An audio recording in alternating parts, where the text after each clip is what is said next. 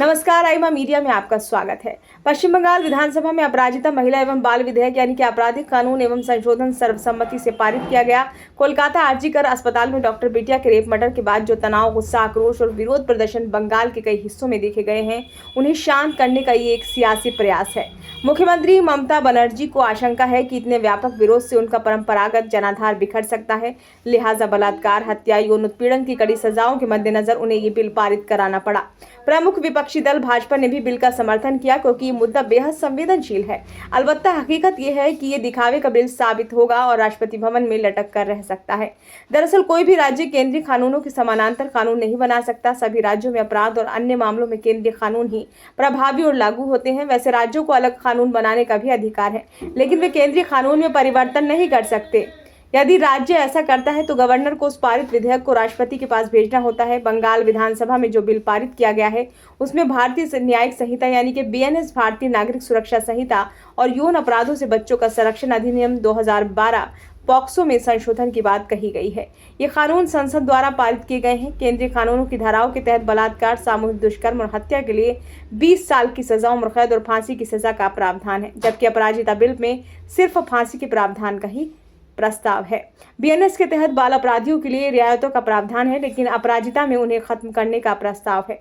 यहाँ पर ये बात ध्यान देने योग्य है कि जांच, न्याय और सजा के लिए जो अवधि तय की गई है वह अव्यवहारिक है, क्योंकि भारत में न्याय की परतें कई हैं। यदि फास्ट ट्रैक कोर्ट में आरोपित को फांसी की सजा सुना भी देती हैं तो उस फैसले को हाईकोर्ट में चुनौती दी जा सकती है। हाईकोर्ट के बाद सुप्रीम कोर्ट है।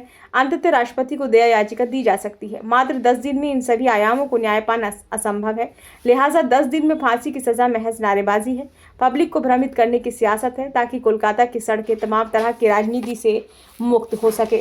सन 2012 के निर्भया कांड का अंतिम निर्णय 8 लंबे सालों के बाद मिला था। नतीजतन उसके बाद ही बलात्कारियों को फांसी पर लटकाया जा सका। उसके बाद किसी भी बलात्कारी को मृत्युदंड नहीं दिया जा सका। ये हमारे कानून के छेद हैं। हालांकि निर्भया कांड के बाद जस्टिस जयस वर्मा आयोग बनाया गया था। इस आयोग ने व्यापक विमर्श के बाद बहुत ही कम समय में अपनी रपट दी थी। उसके आधार पर केंद्र ने जो कानून बनाया उसमें भी दोषी को अधिकतम सजा के तौर पर मृत्युदंड का प्रावधान था।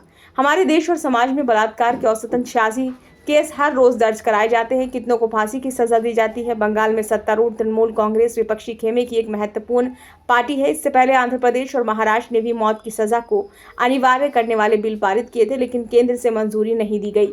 यही नियति अब बंगाल की हो सकती है। ममता बनर्जी ने बिल पारित कराने के साथ साथ अपनी भड़ास भी निकाली है। उन्होंने सदन में ही प्रधानमंत्री मोदी, गृह मंत्री अमित शाह और उन पर मुख्यमंत्रियों के भी इस्तीफे मांग लिए, जिनके राज्यों में बलात्कार की संख्या लगभग निरंतर है। उन्होंने कहा कि चूंकि प्रधानमंत्री पूरे देश के संवैधानिक प्रभारी हैं, लिहाजा वे इस्तीफा दें, क्योंकि वे महिलाओं की सुरक्षा सुनिश्चित करने में नाकाम रहे हैं। क्या राजनीतिक मजाक है? दरअसल बलात्कार को सियासी टूल के रूप में इस्तेमाल किया जा रहा है। ये देश की बदकिस्मती नहीं तो और क्या है। ये वीडियो आपको कैसा लगा? यदि अच्छा लगा हो तो लाइक कीजिए, कमेंट बॉक्स में अपने सुझाव दीजिए।